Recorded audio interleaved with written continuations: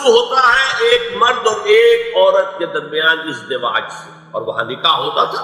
ان دونوں کے درمیان جتنی محبت ہوگی، جتنا قرب ہوگا، جتنا باہمی اعتماد ہوگا، اتنا ہی خاندان مضبوط ہوگا۔ اس لیے کہ یہ فرسٹ ڈائمنشن ہے خاندان، شوہر اور بیوی۔ اب شوہر اور بیوی کو اللہ نے اولاد دے دی، second dimension has been added now. استحکام خاندان کے لیے ضروری ہے کہ اولاد والدین کا ادب کرے، ان کی خدمت کرے ان کے بڑھاپے میں۔ یہ کہنے کی ضرورت نہیں تھی کہ اولاد سے محبت کرو، اولاد کی محبت تو دل میں ہے ہی ہے، اور اس کے لیے تو یہ کہنا پڑتا زیادہ محبت نہ کرو، زیادہ لاڈ پیار کرو گے بگڑ جائیں گے۔ ان کے محبت کی وجہ سے حرام میں منہ نہ مارو، انہیں اچھا کھلانا اچھا پہنانا یہ روکا گیا، کہیں نہیں کہا گیا اپنی اولاد سے محبت کرو، وہ تو ہے کریں گے، ہاں لیکن بوڑھے والدین، قرآن میں 5 جگہ اللہ کے حق کے فوراً بعد والدین کا حق ہے۔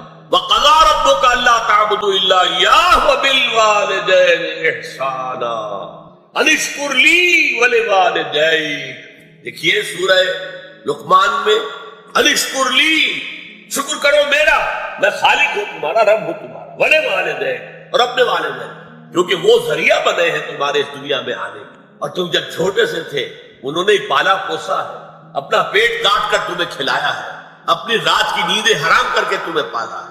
لہذا وَقَضَىٰ رَبُّكَ أَلَّا تَعْبُدُوا إِلَّا إِيَّاهُ وَبِالْوَالِدَيْنِ إِحْسَانًا۔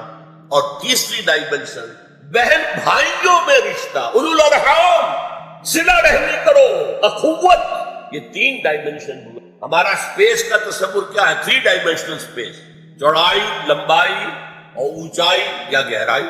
تو یہ 3 ڈائمنشنز ہے خاندان کے ادارے کی۔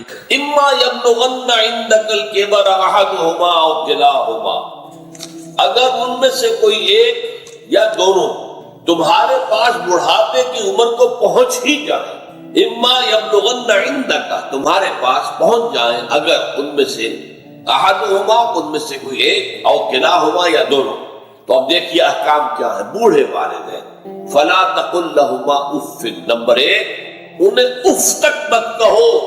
اف کیا ہے؟ بڑی چھوٹی سی شے، کوئی حقارت آمیز شے، ناخن جو تراش لیے جاتے ہیں ان کو بھی اف کہتے ہیں۔ اتنی سی چھوٹی بات بھی ان سے نہ کہو کہ ان کی گستاخی جو ہے اس درجے میں ہو رہی ہے، جیسے کہ یہ تراشے ہوئے ناخن ہے، اس درجے میں بھی کوئی گستاخی ان کے سامنے نہیں۔ فلا تقل لہما اف، اف ہے آپ پر۔ ہمارے ہاں یہ لفظ اف زیادہ استعمال نہیں ہوتا، تف استعمال، تف ہے تم پر، تف ہے آپ پر، نہیں، ہرگز نہیں۔ اف لکما وما تعبدون، حضرت ابراہیم علیہ السلام نے فرمایا تھا، سورہ انبیاء میں ہے موجود۔ اف لکما، سورہ احقاف میں جو سرکش اولاد ہوتی ہے ان کے بارے میں کہا گیا وہ اپنے والدین کو اف لکما، آپ پر تف ہو نہیں، لیکن یہاں جو حکم ہے فلا تقل لہما اف، انہیں اف تک نہ۔ نمبر 2 ولا تنہرہما، کبھی انہیں جھڑکنا مت، واما السائل فلا تنہر، سورۃ الضحیٰ جو ہے اس کی جو آخری آیت ہے، تو کسی کو جھڑک دینا، کسی سائل کو جھڑکنا نہیں ہے، اگر نہیں کوئی دے سکتے تو اب شرافت کے ساتھ اسے معذرت کر لیں، بس اللہ خیر سے اللہ معاف کیجئے، بس جھڑکو مت۔ ولا تنہرہما، نمبر 3 وقل لہما قولا کریما، ان کے ساتھ گفتگو کرو بڑے ادب کے ساتھ، ان کا احترام ملحوظ رکھتے ہو، بات کرو، لیکن یہ ہے کہ اس کے اندر احترام ملحوظ ہونا چاہیے، ادب ملحوظ رہنا چاہیے، ایسا نہ ہو کہ ان کے دل کو ٹھیس لگے۔ یہی ہے وہ جو بچہ سا تھا ہماری گود میں کھیلتا تھا، اس کی نجاستیں ہم صاف کرتے تھے، اس کو دودھ ہم پلاتے تھے، اس کو چلنا ہم نے انگلی پکڑ پکڑ کر، آج کل تو خیر اور بہت سی چیزیں ایجاد ہو گئی ہیں، واکرز ہیں اور کیا کیا ہے، لیکن پہلے کیا ہوتا تھا؟ والدین ہی انگلی پکڑ کر چلایا کرتے تھے اور چلانا سکھاتے تھے۔ آج یہ سینہ تان کر بات کر رہا ہے، آج یہ اس طریقے سے جو ہے گستاخانہ انداز اس نے ہمارے سامنے اختیار کیا، وہ دل کو ٹھیس نہیں۔ میں نے اس سے پہلے بھی ایک مرتبہ آپ کو بتایا تھا کہ صرف 2 چیزیں ایسی ہیں جن کو محبت اور تعظیم کے انداز میں دیکھنا بھی عبادت ہے، محض دیکھنا اور کچھ نہیں کر رہا۔ ایک خانہ کعبہ، محبت بھرے انداز میں آپ بیٹھے ہوئے، صرف نہ آپ طواف کر رہے ہیں، طواف کریں گے تو اور ثواب ہوگا، آپ بیٹھے ہیں صرف اور دیکھ رہے ہیں، اور اس کے اندر احترام ہے، تعظیم، اللہم زد بیتک ھذا تشریفا و تکریما و تعظیما۔ آج کل جو لوگ، اب تو خیر ٹھیک ہے، بات سے آگے نکل گئی ہے، مینا میں پہنچ گئے ہوں گے لوگ، کل تو حج ہو جائے گا انشاءاللہ، لیکن جو حاجی بھی یہ دعا مسنون ہے کہ جب بھی وہ مسجد حرام کے اندر داخل ہوتا ہے اور پہلی مرتبہ نگاہ پڑتی ہے خانہ کعبہ پر، تو فوراً اللہم رب ھذہ البیت زد بیتک ھذا تشریفا و تکریما و تعظیما۔ اے اللہ اپنے اس گھر کو، اس کی عزت، اس کی تکریم، اس کی تعظیم، اس کے اندر اور اضافہ کرتا چلا۔ تو یہ انسان اگر صرف خانہ کعبہ کو بیٹھ کر دیکھتا رہے تب بھی عبادت ہے، ثواب۔ اور اسی طرح بوڑھے والدین کو محبت بھری نگاہ سے دیکھنا، یہ بھی موجب ثواب۔ یہ دل جو ہے ان کو کہیں کوئی آئینہ قلب جو ہے ان کے احساسات کو ٹھیس نہ پہنچے، اس کا لحاظ رکھنا۔ اما یبلغن عندک الکبر احدہما او کلاہما فلا تقل لہما اف ولا تنہرہما وقل لہما قولا کریما واخفض لہما جناح الذل من الرحمہ۔ اور ان دونوں کے سامنے اپنے کندھوں کو شفقت کے ساتھ، ادب کے ساتھ جھکا کر رکھیں۔ یہ جو ابھی میں نے چند الفاظ کہے تھے کہ سینہ تان کر بات کرنا، یہ ایک انداز ہوتا ہے بات کرنے کا۔ ایک یہ ہے کہ آپ بات کر رہے ہیں والدین سے، والدہ سے، والد سے، لیکن جھکے ہوئے، کندھے جھکائے ہوئے۔ اب یہ بھی دو ہی باتیں ہیں، یا والدین کے سامنے کندھے جھکانے ہیں، یا پھر حضور سے کہا گیا اے نبی آپ اہل ایمان کے لیے وقفز جناحک للمؤمنین، یہ مومن جو ایمان لائے ہیں ہمارے نیک بندے ہم پر، چاہے وہ غریب ہے، فقیر ہے، چاہے وہ غلام ہے، مسکین ہے، آپ اپنے کندھے ان کے سامنے جھکائیے۔ یہ بہت بڑی بات ہے جو کہی گئی ہے محمد رسول اللہ صلی اللہ علیہ وسلم۔ آپ ان کے سامنے وقفز جناحک للمؤمنین، اہل ایمان کے لیے اپنے کندھے جھکائیے، جھکا کر ان کا احترام کیجیے۔ حالانکہ اصل احترام تو حضور کا ہے، وہ تو جب ہم پڑھیں گے سورہ حجرات تو جا کے معلوم ہوگا کہ کس درجے احترام منحوس رہنا چاہیے حضور کا صلی اللہ علیہ وسلم۔ لیکن یہاں نوٹ کیجئے وَخْفِضْ لَهُمَا جَنَاحَ الذُّلِّ مِنَ الرَّحْمَةِ، اور اس سب کے بعد بھی وَقُلْ رَبِّ ارْحَمْهُمَا كَمَا رَبَّيَانِي صَغِيرًا، اور یہ دعا کرتے رہا کرو اے رب ہمارے ان دونوں پر، میرے والدین پر رحمت فرما، رحم کر، جیسے کہ انہوں نے مجھے پالا پوسا جبکہ میں چھوٹا سا تھا۔ اب دیکھیے یہاں لفظ کیا آیا، ربیانی، رب، اللہ تعالیٰ رب ہے حقیقی، وہ ہے اصل میں پالنہار، ساری چیزیں اس کی پیدا کرتا ہے۔ ماں باپ کے دل میں بھی محبت اور شفقت تو اسی نے ڈالی ہے، ماں کی چھاتیوں میں دودھ تو اسی نے بنایا، پیدا کیا، تو اصل رب تو وہ ہے۔ لیکن اس کی ربوبیت کا ظہور جو ہو رہا ہے عالم واقع، عالم مادی، وہ والدین کی ربوبیت، والدین پال رہے ہیں، پوس رہے ہیں، اپنی راتوں کی نیندیں حرام کرتے ہیں۔ بچے کو تکلیف ہے تو والدین نہیں سو سکتے، کوئی اور معاملہ ہے تو اس ظاہر بات ہے کہ ان کا آرام چین بالکل حرام ہو جاتا ہے۔ یہ ہے در حقیقت۔ اب ان کا بدلہ کیا چکا سکتا ہے آپ؟ میں نے بار عرض کیا ہے کہ شکر جو ہے وہ شکر کا تقاضا یہ ہے کہ انسان حق ادا کرنے کی کوشش، حل جزاء الاحسان الا الاحسان، کسی نے آپ کے ساتھ بھلائی کی ہے تو آپ کو بھی اس کے ساتھ بھلائی کرنی چاہیے۔ لیکن والدین نے جو بھلائی تمہارے ساتھ کی ہے تم اس کا بدلہ کیا دے سکتے ہو؟ اگر تم نے ان کے بڑھاپے میں خبر گیری کر بھی لی تب بھی وہ بدلہ نہیں ہو سکتا کہ جو انہوں نے تمہارے وجود میں آنے اور تمہارے لیے جو مشقتیں جھیلی ہیں، جو ایثار کیا ہے، جو قربانیاں دی ہیں تمہیں پالنے پوسنے کی، اس کا بدلہ نہیں ہو سکتا۔ اس کا بدلہ ایک ہی ہے، اور وہ کیا ہے؟ اللہ سے دعا کیا کرو وَقُلْ رَبِّ ارْحَمْهُمَا كَمَا رَبَّيَانِي صَغِيرًا، پروردگار ان دونوں پر رحم فرما، رحمت نازل فرما، ان کی مغفرت فرما، ان کے درجات بلند کر، ان کی غلطیوں سے درگزر فرما، ان کے گناہوں کو بخش دے، ان کی غلطیوں سے چشم پوشی اختیار فرما پروردگار۔ اور یہ در حقیقت میں تجھ سے درخواست کیوں کر رہا ہوں کہ مجھ پر ان کے احسان کا بہت بڑا بوجھ، ان کے احسانات کا بدلہ میں نہیں چکا سکتا۔ وَقُلْ رَبِّ ارْحَمْهُمَا كَمَا رَبَّيَانِي صَغِيرًا، اور کہا کرو اے رب ہمارے، اے رب میرے ان والدین کے اوپر، بوڑھے والدین پر رحم فرما۔ اور ظاہر بات ہے کہ یہ سلسلہ جو ہے یہ صرف زندگی کا نہیں ہے، ان کے انتقال کے بعد بھی رب ارحمہما کما ربیانی صغیرا، رب اغفر لی ولوالدی وارحمہما کما ربیانی صغیرا، یہ آپ کی نمازوں کے ساتھ دعاؤں میں مستقل دعا ہو جانی چاہیے کہ اے پروردگار میری بھی بخشش فرما دے، مجھے بھی بخش دیجو، اور پھر میرے والدین کو بھی بخش دیجو، اور ان پر رحمت نازل کیجو، جیسے کہ اس نے مجھے پالا پوسا تھا جب میں چھوٹا سا تھا۔ وَقُلْ رَبِّ ارْحَمْهُمَا كَمَا رَبَّيَانِي صَغِيرًا۔ ابھی اس مضمون کا ایک اہم حصہ باقی ہے، اور وہ کیا ہے کہ والدین میں سے والدہ کا مقام جو ہے وہ 3 گنا زیادہ ہے۔ اس پر انشاءاللہ تعالی اب اگلی نشست میں گفتگو ہوگی۔ اقول قولی ھذا واستغفر اللہ لی ولکم ولسائر المسلمین والمسلمات۔ اللہ نے مضمون کی تکمیل کے لیے ووصینا الانسان بوالدیہ، اس سے پہلے سورہ عنکبوت میں آیا ہے ووصینا الانسان بوالدیہ حسنا، ہم نے انسان کو وصیت کی ہے والدین کے حق میں بھلائی، نیک سلوک۔ اچھا، والدین میں سے والدہ کا معاملہ والد کے مقابلے میں بہت بڑھتا ہے۔ والد تو آپ کو معلوم ہے جو بھی ایک تعلق ہوا بیوی سے، اس کے بعد کا جو سارا معاملہ ہے وہ تو ماں کے پیٹ میں، ماں کا خون چوس کر وہ بچہ پل رہا ہے۔ حملتہ امہ وہنا علی وہن، اسے اٹھائے رکھا اس کی ماں نے کمزوری پر کمزوری جھیل کر، وفصالہ فی عامین، پھر 2 سال تک جوت کی طرح چمٹا رہا ہے اور اس کا دودھ پیتا رہا ہے، اس کی توانائی سٹ کرتا ہے۔ لہذا والدہ کا حق والد کے مقابلے میں ایک حدیث نبوی کی روح سے 3 گنا ہے۔ یہ بہت اہم نقطہ ہے۔ یہ ایک حدیث میں آتا ہے کہ ایک صحابی نے حضور سے پوچھا، حضور میرے حسن سلوک کا اولین مستحق کون ہے؟ فرمایا تیری ماں۔ کہا ان کے بعد؟ فرمایا تیری ماں۔ تیسری مرتبہ پوچھا، ان کے بعد؟ تیری ماں۔ چوتھی مرتبہ پوچھا تو کہا تیرا باپ۔ گویا کہ والدہ کا حق، اس کی خدمت، اس کے ساتھ نرمی، کہیں اس کے دل کو ٹھیس نہ پہنچا دے، اس لیے کہ بڑا سخت قسم کا نفسیاتی معاملہ ہوتا ہے۔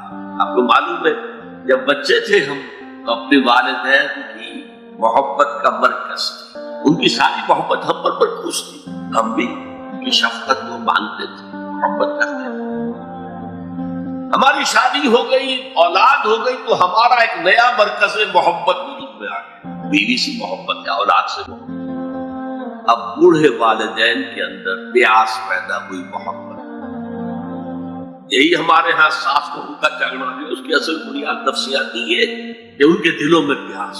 اب اگر ان کی دلجوئی کی جائے، ان کو وقت دیا جائے، ان کے پاس بیٹھا جائے، ان کی باتیں سنی جائیں، تب تو ان کو کچھ نہ کچھ جو ہے تسکین ہوتی ہے، ورنہ ایک بڑا احساس محرومی شدید تک۔ یہی وجہ ہے کہ صرف 2 چیزیں ہیں جن کا محض دیکھنا تعظیم اور محبت کے ساتھ موجب ثواب ہے، عبادت۔ خانہ کعبہ کو محض دیکھنا عبادت ہے، بیٹھ کر تعظیماً دیکھتے رہو، طواف بھی نہیں کر رہے، دیکھنا عبادت۔ اور بوڑھے والدین کو محبت بھری نگاہ سے دیکھنا عبادت۔ اب یہاں دیکھیے اللہ تعالیٰ کو جیسے کہ کئی کسی جگہ پر فرمایا کہ ان اللہ لا یستحی من الحق، سورہ احزاب میں ہے کہ تمہارا طرز عمل نبی کے لیے تکلیف دیتا، لیکن نبی حیا کی وجہ سے تم سے کچھ کہہ نہیں سکتے۔ اور اللہ کو تو کوئی حیا جو ہے کسی حقیقت کو روک لینے پر آمادہ نہیں کر سکتی۔ تو یہاں اللہ صاف فرما رہا اشکر لی ولوالدیک، پہلا شکر میرا ہے، خالق میں ہوں، والدین کے دل میں شفقت میں نے ڈالی ہے، مقدم شکر میرا ہوگا۔ ولوالدیک، مخلوق میں سب سے زیادہ شکر والدین۔ اور یہ قرآن میں 5 جگہ آیا، وَقَضَىٰ رَبُّكَ أَلَّا تَعْبُدُوا إِلَّا إِيَّاهُ وَبِالْوَالِدَيْنِ إِحْسَانًا، سورہ بنی اسرائیل، سورہ بقرہ میں ہے، سورہ نساء میں، ان اشکر لی ولوالدیک الی المصیر، لوٹنا تو میری طرف ہے، میں حساب لے لوں گا کہ تم نے میرا بھی شکر ادا کیا تھا یا نہیں، اور اپنے والدین کا بھی شکر ادا کیا تھا یا نہیں۔ اب دیکھیے 2 چیزیں آئیں، ایک شکر اللہ کا اور اس کا تقاضا شرک نہ ہو، ایک شکر والدین کا۔ اگر یہ دونوں چیزیں ٹکرا جائیں، کس قدر منطقی ربط ہے قرآن میں۔ ابی وقاص رضی اللہ تعالی عنہ، 10 مبشرہ میں نوجوان سے ایز اے ٹین ایجر ایمان لائے ہیں حضور۔ باپ کو فوت ہوئے عرصہ ہو گیا تھا، ماں نے بڑی محبت سے، مال بہت چھوڑ گیا تھا باپ، ناز و نام میں پالا، اب ساتھ ایمان لے آئے حضور۔ والدہ نے کہا تم نے اپنے باپ کے دین کو چھوڑ دیا؟ میں جان دے دوں گی اگر تم اس سے واپس نہ آئے اور اپنے مشرکانہ عقائد کو تم نے دوبارہ اختیار کر مرن برت رکھ لیا۔ اب کیا بیت رہی ہوگی، کس قدر سلیم الفطرت نوجوان کا ساتھ جو نوجوانی میں حضور پر ایمان لایا، لیکن فطرت کے اندر جو چیز مثبت تھی، والدین کا ادب، اللہ جسے اپنی طرف منسوب کر رہا ہے وہ فطرت ہے۔ اب یہ ٹکرا رہے ہیں، کیا کریں؟ آیت نازل ہوئی، اور یہ آیت سورہ عنکبوت میں بھی ہے، جیسا کہ میں نے بیان کیا کہ نہیں، یہاں اگر وہ تمہیں مجبور کرے، جاہدا کا لفظ بھی یہاں پہ نوٹ کیجئے، اگر تم سے جہاد کرے، یہ جہاد صرف مسلمان نہیں کرتا، جہاد تو کافر بھی کرتا ہے، مشرک بھی کرتا ہے، لیکن جہاد ہے، مجبور کر رہے ہیں، پریس کر رہے ہیں کہ اپنے آبائی دین میں واپس آ جائے۔ مصعب بن عمیر کو برہنہ مادرزاد کر کے چچا نے نکال دیا، نہایت ناز و نام میں پلا ہوا ایک نوجوان۔ نہرو جی کے بارے میں کہا جاتا ہے ان کے کپڑے پیرس سے سل کر آتے تھے، ان کا 200 درہم کا جوڑا شام سے تیار ہو کر آتا تھا، باپ اتنی دولت چھوڑ کے، اور جہاں سے مصعب گزر جاتا تھا خوشبو اتنی نچی بسی ہوتی تھی ان کے لباس میں کہ پوری گلی، پورا بازار مہک جا رہا، لوگ مصعب جا رہا۔ جب ایمان لے آئے چچا نے کہا دیکھو یہ ساری دولت تمہارے مشرک باپ کی، اب نکل جاؤ گھر سے، تمہارا کوئی حق نہیں۔ اٹھ کر چلنے لگے، کہا یہ کپڑے جو تمہارے جسم پر ہیں وہ بھی اسی مشرک باپ کے، اتار۔ مادرزاد برہنہ ہو کر ماں کے پاس آئے، انہوں نے آنکھوں پر ہاتھ رکھے، اسب کیا ہوا ہے؟ کہا ماں میں موحد ہوں، یہ ہے توحید۔ موحد اپنے آپ کو سمجھنا کچھ اور ہے، زندہ قوت تھی زمانے میں یہ توحید کبھی، اور اب کیا ہے؟ فقط ایک مسئلہ علم کلام۔ وَإِن جَاهَدَاكَ عَلَىٰ أَن تُشْرِكَ بِي مَا لَيْسَ لَكَ بِهِ عِلْمٌ فَلَا تُطِعْهُمَا۔ اچھا یہ دو انداز آتے ہیں شرک کے بارے میں، مَا لَيْسَ لَكَ بِهِ علم، تمہارے پاس کوئی علم نہیں ہے ان ہستیوں کے بارے میں جن کے بارے میں کہا جاتا ہے کہ وہ خدا کی شریک ہے۔ عقل جو ہے یہ عقل انسانی تسلیم نہیں کرتی، ایک ہی ارادہ ہے، ایک ہی اسکیم ہے، ایک ہی حکمت ہے، ایک ہی پلان ہے جو پوری کائنات کو اپنے احاطے میں لیے ہوئے۔ یا کہا جاتا ہے ما لم ينزل به سلطانا، کسی ایسی ہستی کو شریک نہ کرو جس کے لیے اللہ نے کوئی سند نہیں اتاری۔ اللہ اگر کہتا ہے میرے ساتھ یہ بھی شریک ہے تو ٹھیک ہے، ہم اللہ کو سجدہ کرتے ہیں، اس کو بھی کرتے ہیں، جیسے کہ حضور سے کہلوایا گیا ان کان للرحمن ولد فانا اول العابدین، اگر رحمان کا کوئی بیٹا ہوتا سب سے پہلے میں عبادت کرتا ہوں۔ کوئی نہیں ہے، نہ بیٹا ہے نہ بیٹی ہے۔ قل هو اللہ احد اللہ صمد لم یلد ولم یولد ولم یکن له کفوا احد۔ تو فرمایا وَإِن جَاهَدَاكَ عَلَىٰ أَن تُشْرِكَ بِي مَا لَيْسَ لَكَ بِهِ عِلْمٌ فَلَا تُطِعْهُمَا، لیکن یہی توازن دیکھیے، یہ صرف اللہ کے کلام میں ہو سکتا ہے، یہ نہیں کہ پھر ان کو دفع کرو، ان سے کوئی تعلق نہ رکھو، نہیں۔ صاحبہما فی الدنیا معروف، ان کا کہنا تو مت مانو اس معاملے میں، اللہ کا حق احق ہے، بالا تر ہے، لیکن ان کے ساتھ دنیا میں رہو معروفیت سے، ان کے حقوق ادا کرو، چاہے مشرک ہے والدین، چاہے کافر ہے والدین، ان کی خدمت تمہارے ذمے ہے، ان کی ضروریات پورا کرنا تمہارے ذمے ہے اپنے مقدرت کے مطابق۔ صاحبہما فی الدنیا معروفا، اور واتبع سبیل من اناب الی، پیروی والدین کی ضروری نہیں ہے، اطاعت والدین کی لازمی نہیں ہے۔ لا طاعت لمخلوق فی معصیت الخالق، کسی مخلوق کی اطاعت نہیں کی جا سکتی اگر اس سے خالق کی معصیت لازم آ رہی، تو والدین کے لیے بھی ہے، اطاعت مطلق نہیں ہے، پیروی ان کی ضروری نہیں ہے، پیروی اس کی کرو جس نے اپنا رخ میری طرف کر لیا۔ ابھی اللہ کا کلام چل رہا ہے، درمیان میں جو آیا اتباع اس کی، دیکھو کون ہے جس نے اپنا رخ میری طرف کر لیا ہے، پیروی اس کی کرو، والدین کی نہیں۔ اسی لیے سورہ بقرہ کے 3 رکوع کی پہلی آیت جہاں حضور کی دعوت کا بیان ہے وہ کیا ہے؟ یا ایھا الناس اعبدوا ربکم الذی خلقکم والذین من قبلکم لعلکم تتقون، اے لوگو عبادت کرو، بندگی اختیار کرو، پرستش کرو اپنے اس رب کی جس نے تمہیں پیدا کیا، تم سے پہلوں کو بھی پیدا کیا، تمہارے آباء و اجداد بھی تو اسی کی مخلوق تھے، جیسے تم سے خطا ہو سکتی ہے ان سے بھی ہو سکتی تھی، لہذا یہ دلیل نہیں۔ وہ کہتے تھے ما وجدنا علیہ آباءنا، ہم تو اسی کی پیروی کرے گا جس میں ہم نے اپنے آباء و اجداد کو پایا ہے، تو آباء و اجداد کی پیروی ضرور۔ وَاتَّبِعْ سَبِيلَ مَنْ أَنَابَ إِلَيَّ ثُمَّ إِلَيَّ مَرْجِعُکُمْ